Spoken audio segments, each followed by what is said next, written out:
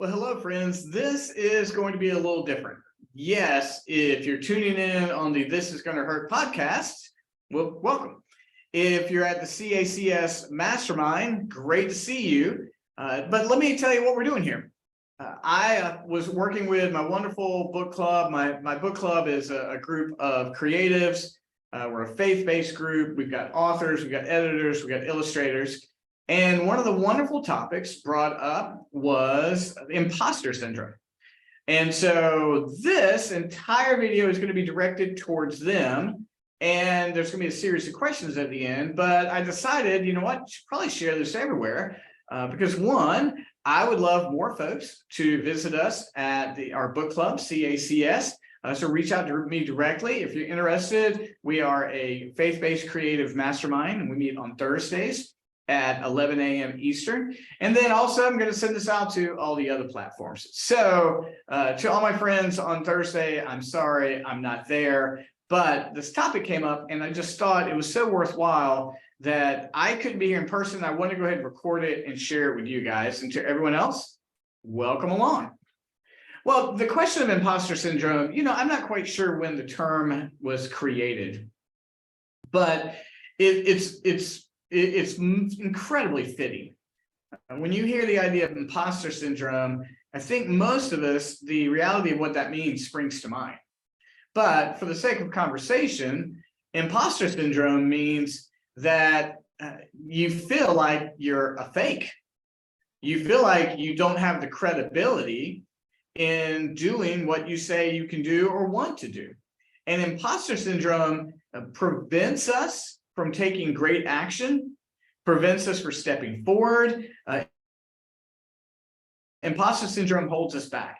Even if you've launched a book or a course, or you're a coach, or you're an illustrator, even if you've launched those things, imposter syndrome continues on and on.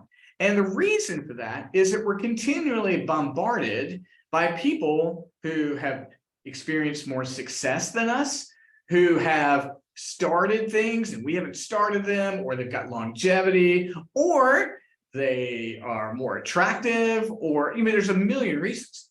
And when we move to the point that we're actually offering a good or a service and we're asking people to pay for it, imposter syndrome creeps up. Imposter syndrome can also creep up when we are in a group of people that we find more successful to us. And we're like, I don't know if I should be in this room.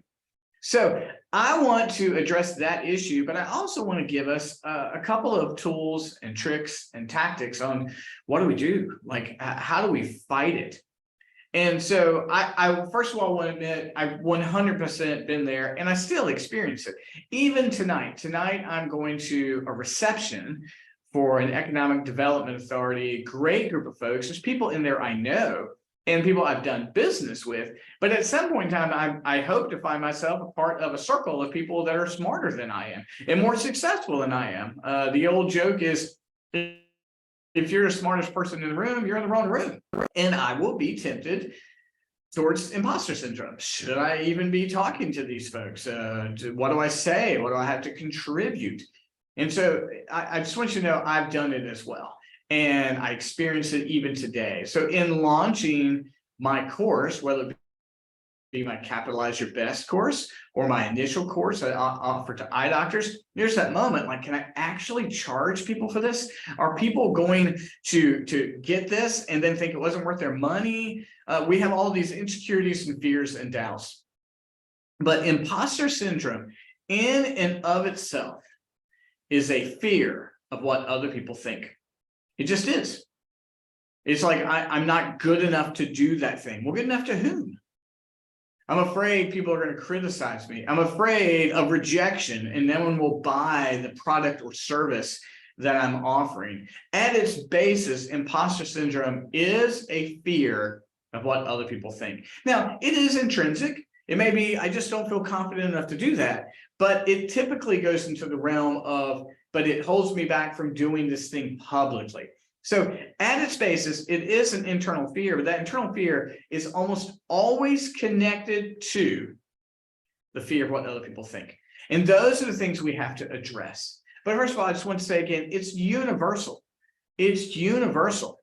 The smartest people online, the most successful people online will continue that phrase. If you're the smartest person in the room, you're in the wrong room. That means they continue to put themselves in those rooms. I was listening today to a billionaire, a real estate billionaire, and he was speaking. And he said, I've got to get into bigger rooms. And so he started rolling with Warren Buffett, one of the top 3 richest men in the world. And he was able to get in the room with some multi billionaires. And he said the same thing. He's like, I don't know what to say. He goes, when people ask me what to do, I go, well, I do a lot of things. And you realize, well, that's not going to work. And here's a guy who is literally a billionaire. And he still feels that when he goes into the room. If we're wondering who does not think this, I think everybody thinks it. And if they say they don't, I don't know if they're telling the truth. And if they aren't feeling or don't feel imposter syndrome, they've had to work through that process. We like to say, well, I don't care what other people think, but inherently we do.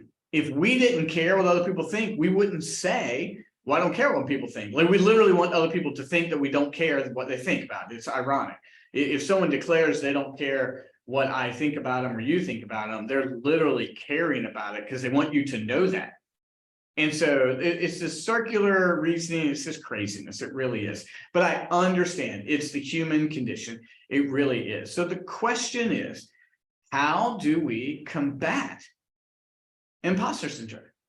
How do we get anywhere close to being able to handle this step of faith in releasing products and goods and services and asking people to pay for them? Because here, you guys, your authors, your coaches, your editors, your illustrators, we are asking people to buy our goods and services. So inherently, we are saying we're an expert in the field. We may not be the expert, but we've made some progress. And that's one of the keys to overcoming imposter syndrome. You see, in marketing coaching, I don't have to be the best marketing coach in the world. I want to be. But what I have to do is I have to have made some progress, and then I share that progress with the people who need it. The old adage is, we are best equipped to serve the person we used to be. We are best equipped to serve the person we used to be. So when we're offering our product, our service, our coaching, whatever the case may be, we only need to serve the person we used to be. We have a continuum of growth. We have grown. We've grown in knowledge of a particular topic. We've grown in our specific skill. We've grown in some area. Well, then we can help the people who have not gotten that far yet. We don't do it proudly. We don't do it arrogantly. We do it in humility. But what we're essentially saying when we write a book, what we're essentially saying when we offer a coaching service, is we're saying, hey, I've learned this much, and I want to share the tools and the wisdom and strategies that I've learned with people so that they don't have to make the same mistakes as me, or they can learn things quicker or accomplish whatever their goal may be. And so that's in imposter syndrome, we don't have to be the best in the room. We don't have to be the best coach, the best author, the best illustrator, the best course creator. We don't. We have to share the growth that we have with others. So the first thing that I would encourage you is, you don't have to be the best. You just have to share the progress and the wisdom that you've learned up until that point, because you're best going to be equipped to serve the person you used to be. That freed me up. When I launched my course, I'm like, I don't have to be Gary Vee, who is the online social media marketing coach guru. I don't have to be Gary Vee. What I have to be is me, and then help the people who I can help to get to the progress that I've made. So first thing, we just have to recognize that we can help the people progress to where we're at. But secondly, here's very important. Secondly, we must constantly be improving, constantly be growing. If we're not constantly growing, constantly improving, imposter syndrome is going to creep back in. Like for me, I've got to constantly learn new marketing strategies, new marketing wisdom, new algorithms on social media. I have to constantly have that information taken in because one, my industry shifts very quickly. And two, I know that I do want to progress. I want to eventually be able to help me. And if I want to help me, I've got to grow beyond my wisdom and skill set so I can help me. And if I can help me, then I'm able to create new content, charge higher prices, and move my way up. If I'm best equipped to serve the person I used to be, I need to be progressing to be better than I am today. I can never say, well, I know I've got this wisdom, I'm done. If you write books related to the scriptures, then you've got to study the scriptures constantly. If I'm going to create a course on how to market, I've got to constantly get better at marketing courses, right? If you are selling a goods or service, you have to get better constantly. Nothing's worse than watching an athlete who is doing so well and achieving, and then you see that athlete begin to drop in skill set. It's not age, it's not anything. All of a sudden you're like, man, they're just not as good as they used to be. And you know what they have, because they have to continually get better. You know, if you watch documentaries about Kobe Bryant or something, or Michael Jordan, or LeBron James, if we're talking about basketball, or we're talking about Tom Brady in football, these are athletes that when they were at their peak, when they were considered even the greatest in their sport, they still worked harder than everyone else in practice. They would get up earlier than everyone. They would stay there later. They would do the extra rep. And I think LeBron James spends $1 million a year on his body, on his performance, on his nutrition, on the training. Like his off season is not an off season. And you don't have to spend $1 million. But when we are selling products, goods, and services, we have to continually get better. And as we continually get better, we aren't feeling as imposter syndrome-ish, if that's a word. You're like, how do I get better? Okay, great question. How do I get better? A couple things. One, you got to be in a group of like-minded, growth-minded people. Put yourself around people who want to grow. You can read tons of books. You can listen to tons of podcasts. You can put any topic into the podcast search bar and find a podcast about it. Pay for coaching, pay for courses. I mean, there's no way to get better without spending at least time, but time and money. We will not get better. We're not going to get better just naturally doing the exact same things. We have to break what we're doing. So we're either going to have to read a book on a subject, we're going to have to listen to a podcast, watch a YouTube, hire a coach, take a course, and then be committed to constant improvement. It defeats imposter syndrome. Because at some point in time, you're going to look back and go, wow, what I do now is so different than what I was doing 6 months ago. I can say that. I can say the first course that I created for eye doctors was a 300-page PDF, and it sold and it made some impact. And then I launched Capitalize Your Best, and it was small and it made an impact. But now I've added to it and grown, and I've become better at coaching. I'm able to charge more and take on more clients because I've got to be committed. I've got to get better and better. I'm offering the best I have at that moment, but I want to be able to offer even better. You see, that's where the two come together, right? You don't have to be the best. You just have to serve the person you used to be, right? And then you have to constantly be getting better. If you're getting better and getting better, then you can look back and go, you know what? I have a new person to speak to, the new old me, and I have constant and new content to share. But if we aren't committed to learning and committed to getting better at our craft, eventually we're going to get surpassed, and eventually imposter syndrome is going to come in because your brain's going to tell you, you're not getting better, you're faking it.